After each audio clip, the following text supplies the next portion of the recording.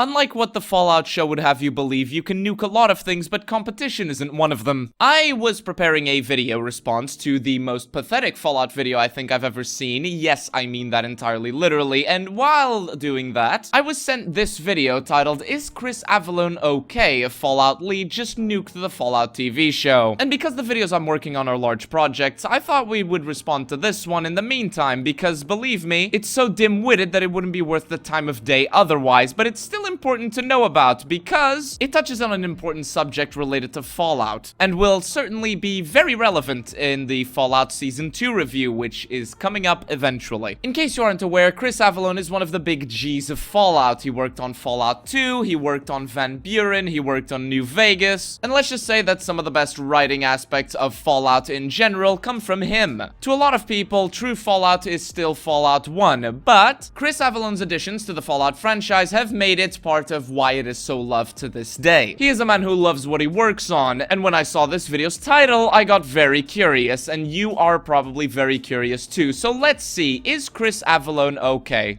Let's find out. So Chris Avellone has been pretty upset with the creation of the Fallout TV show, among other Fallout properties.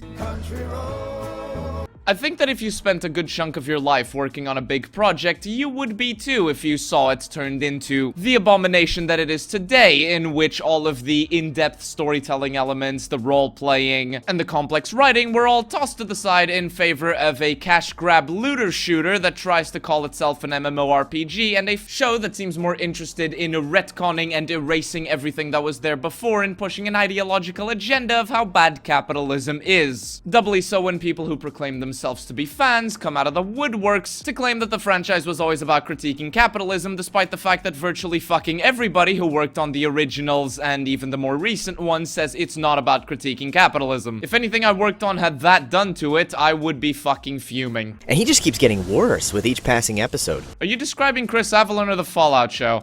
He never got over the fact that Fallout 3 was bought out from under him, and most recently he posted this, where he says, "Yeah, I mean, why bother with people who love the franchise?" In response to somebody who said, "The Fallout TV show appears to have attracted a lot of whiny fans." Like, he just couldn't help himself. For one, Fallout Hub is one of the biggest shills that there is on X, former Twitter. So for a supposed Fallout account to be insulting the fans of the franchise reveals what their priorities actually are. It's not in quality, but it's to insult those who do not conform with the popular quote-unquote opinion. But above all else, I have to admit that I'm confused, because you claim he can't help himself, but help himself to do what exactly? Because if a franchise is being adapted to another medium, but said adaptation is not meant to please the fans, then I would argue that it is not only disrespectful to the actual fans of the franchise itself, because it's not being made to please them, but I would also argue that there is no point in making the adaptation in the first place. I mean, why the fuck would you bother if not to make easy money?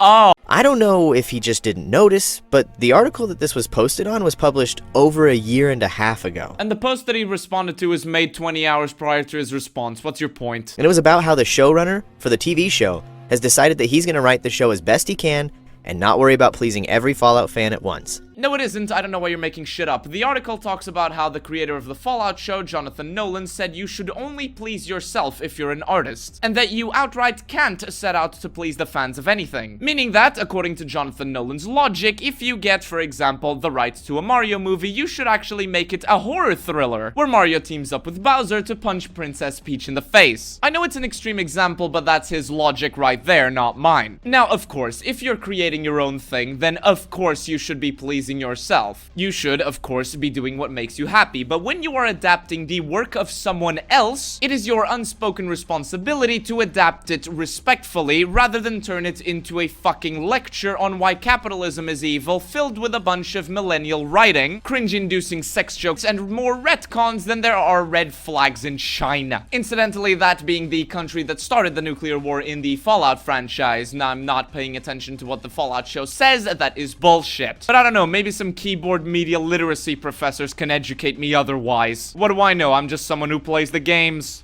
But here's the thing, the history of Chris being totally unbalanced about a franchise he hasn't touched for 15 years started almost 5 years ago. I cannot fucking wait to see how you're gonna justify that one. And it was a little bit more forgivable to be hating Fallout back then. After all, this is in response to the Fallout 76 situation, which, if you guys remember, that game was a total disaster.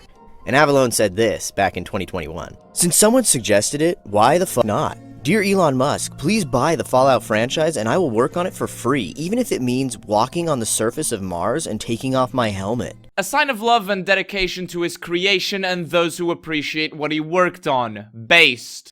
It's pretty insane to just ask the richest man on Earth to buy your vanity project. It was at this point in the video that I started to wonder if this was rage bait or not, but in the case that it isn't, I am going to just leave this here. Fallout is not only not his vanity project, but it's also something that's very near and dear to him. As it is to a lot of people, but unfortunately, we just get called whiny fans when we point out the very obvious flaws with it. Maybe we can forgive Chris for this, but this was like the first public thing he did in a very long time. For those of you not in the know, Chris was accused of some pretty serious crimes in 2020.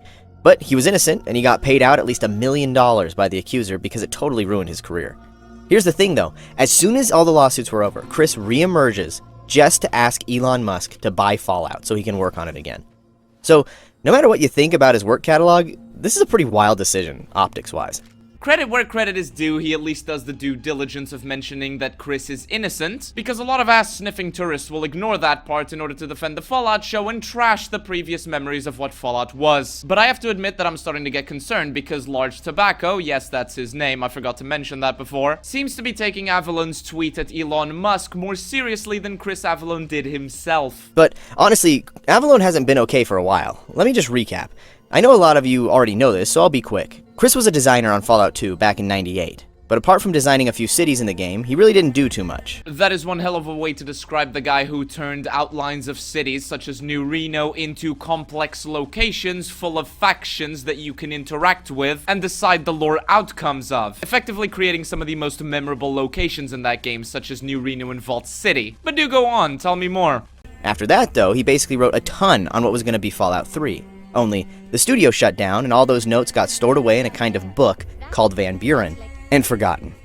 So, a decade later, when Bethesda bought Fallout and made their own version of Fallout 3, I'm guessing Chris probably thought all his hopes and dreams were lost. But Bethesda actually did hire Chris back and the rest of Obsidian to make New Vegas, which included some of the stuff from Van Buren and was led by Chris. Not to be too biased here, but there's a reason that Fallout New Vegas is often considered one of the best role-playing games of all time and is still remembered fondly to this day. I guess he was probably happy for a while. In fact, you would think this would be enough for Chris, but no such luck, he never got over it, since he made this his profile picture. Okay, this is getting ridiculous. For one, Chris Avellone was not only one of the main guys behind Van Buren, but, in case you aren't aware, In Exile Entertainment, led by Brian Fargo, the founder of Interplay, trademarked Van Buren, and did this at around the same time as they said that they were working on a new role-playing game. Brian Fargo, and In Exile in general having connections to other people who were involved in the creation of the original Fallout, meant that there was hope for a revival using the Wasteland franchise as a basis. However, much to the dismay of everyone that enjoys having a game with quality, in 2022 that trademark went kaput, meaning that what was possibly the last hope for a proper Van Buren project by the people who worked on it originally went out the window. Now that you know that information, look at his profile picture again and tell me, why do you think it is that he chose that image in the first place? I mean, this guy definitely thinks he's hot shit for his writing in New Vegas.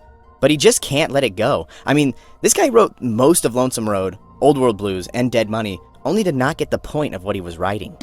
There is an expression in the wasteland, Old World Blues. It refers to those so obsessed with the past, they can't see the present, much less the future. Begin again. Begin again. Oh geez, I wonder what he's been trying to do this entire fucking time, and I wonder what he's been watching in the meantime happen to his previous work. I don't know, man, maybe some oldies songs will make this seem more poetic or some shit. I mean, he wrote enough about letting go to have his own book, and yet he can't even do it himself. Also, if you want to see what Avallone's writing looks like when he has total creative control, go replay Lonesome Road. Ulysses was supposed to be in the base game, but Chris wrote so much dialogue for him that they physically couldn't fit all the words on the disc for New Vegas at launch. Okay, so Chris Avellone has a passion for creating story-rich and intricate worlds full of complex choices that reflect on the nature of humanity itself, and somehow that's a bad thing. Of the bear and the bull. Bear, bull, bear, bull, bear, bear, bull, bear, bull, bear, bear, bear, bear, bear, bull, bull, bull. Are we still doing this shit of where a tribal whose first language isn't even English repeating the same 2 words a lot is reason to dismiss the entire point of his fucking character? Not gonna lie, I intended to make a video on Ulysses after the summer of 2025, but I just wasn't able to. And while I do intend to do that, let me explain this very simply to the dimwits in the back. Not only is the reason for Ulysses saying Buren bull a lot very well justified in the lore, which is the exact reason I just gave you like 15 seconds ago, that being that his first language isn't English, but it's also to highlight the point that a lot of people and factions in the Fallout universe are more interested with the symbol rather than the meaning behind the symbol. Think NCR and Caesar's Legion, for example. Caesar's Legion has absolutely no fucking idea what Rome was about, and Caesar himself is more focused on the whole conquest and militarism part than he was about the culture and all that. And in the case of the NCR, they are so focused on emulating old world America that they don't seem to understand why the systems were as they were, or why the systems of the old world America were struggling so hard in the first place. Ulysses is a character that focuses a lot on the meaning behind the symbols that he sees, originating from the fact that his tribe, the Twisted Hares, put a lot of emphasis on that in their culture. It's in their name, in case you couldn't figure that out. The way they, if you will, twist their hairs effectively tells the story of the person to whom the hair belonged. It's one thing to not like Ulysses as a character and not enjoy the Lonesome Road. It's an entirely different thing to point to Ulysses saying Baron Bull a lot of times in order to downplay the story that's being told there. And you know, in this case, the person who wrote it as well. Anyway, so he never gets over the fact that Fallout was taken from him, even though Bethesda gave him a chance to make a game. And it was pretty well beloved by fans, but that wasn't enough. It's so beloved that its bastardization is now the catalyst as to why a lot of people are starting to notice that the Fallout show doesn't give a fuck about Fallout in the first place. Unlike Fallout 1 and 2, a lot of the modern fans have played New Vegas and have played New Vegas a lot, and they can see, with their own 2 eyes, how it changed from Fallout New Vegas to the Fallout show. Be it in terms of visuals, world design, characters, and so on and so forth, and to how it is being respected, or in this case, disrespected. I really don't want to fangirl here, but it is legitimately a testament to the quality of New Vegas and the writing when 15 or 16 years later, a franchise that has been hijacked by tourists and shills has now been exposed for being what it is, resulting from the scale of the disconnect that there is between the game and the show. Just think about that for a moment. Fallout New Vegas is so beloved that 16 years later, it is the reason as to why a tourist-infested franchise is being exposed for being as shit as it is. Yeah, I'm exaggerating a little bit there, but I'm trying to make you understand the scale of the difference. Because all of that went over the head of Mr. Large Tobacco over here because he got it in his head that he wanted to hate Chris Avellone for 8 minutes, and so he did exactly that. The lore in this series is a hot mess. I may need to do a separate review just for that. It's really ramping up into a mushroom cloud. Yeah, where's the lie? No, really, where's the fucking lie? The Fallout show bastardized the lore of Fallout so hard that I made a 3-hour-long review despite not liking making long videos, and multiple other videos talking about how the lore was bastardized. And mind you, I didn't even go into nitpicks, because if I had, my video would be like 6 or 7 hours long. Probably more if we're gonna be completely honest. In fact, the lore of the Fallout show is so fucked that the Fallout wiki has become downright schizophrenic. Just read this shit on your screen. Or how about this screenshot from the independent Fallout wiki that perfectly represents the state of the lore of the Fallout franchise? Is it any surprise that one of the people that cares the most about the lore out there is going to complain about it and review it? In response to the chalkboard scene in Season 1, which I get, but again, you've got other people who wrote Fallout games who are just basically like, yeah, it's fine, the show's entertaining. And meanwhile, Chris just can't seem to help himself. It's a bit of a self-report on your part by using the word entertaining and not proper or respectful or consistent when talking about the adaptation of the games into a show, don't you think? Damn, dude, if only there was a collection of people that were trying to point out the fact that it's not respecting the source material at all. You know, people who may or may not care whether you enjoy it or not, but do care if it is a good adaptation of what came before. Oh, wait a minute, those people are real, but they're being accused of being whiny fans by shills on Twitter, and their concerns are being downplayed by hate boner having dimwits on YouTube. I wonder who I could be referring to there. When the Season 2 trailer with the Deathclaw dropped, he said, "The only thing that would have made the Season 2 trailer even more awesome is if the Deathclaw at the end turned to the camera and said, 'Capitalism bad.'" And yeah, I bet Bethesda regrets ever having him write a game for them at this point. Oh yeah, I bet they do. We can definitely agree on that one, but not for the same reason you think we do. And he's basically okay with ruining his own reputation along with anyone else's that he can possibly drag down with him, as long as he can convince everyone else that he was the coolest guy to write on Fallout. Dude, what the f***?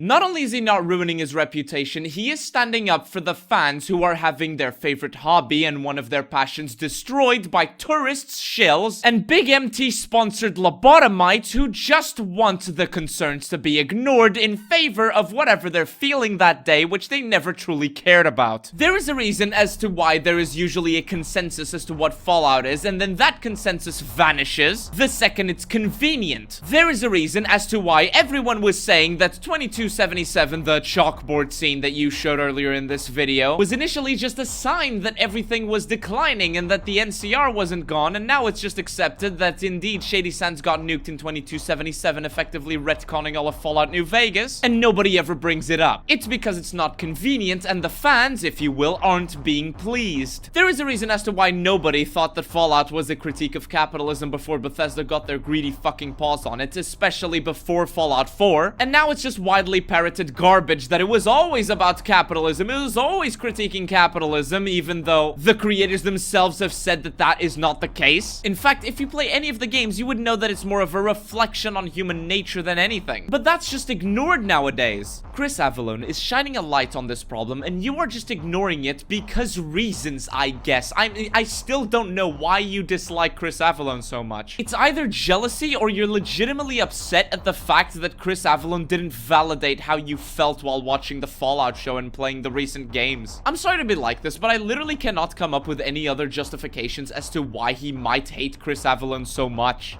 He said, "I don't think Bethesda hates Fallout. They just don't fully understand its roots, and arguably don't care. They own the franchise, and they just want to do their own spin on Fallout and make that one the norm."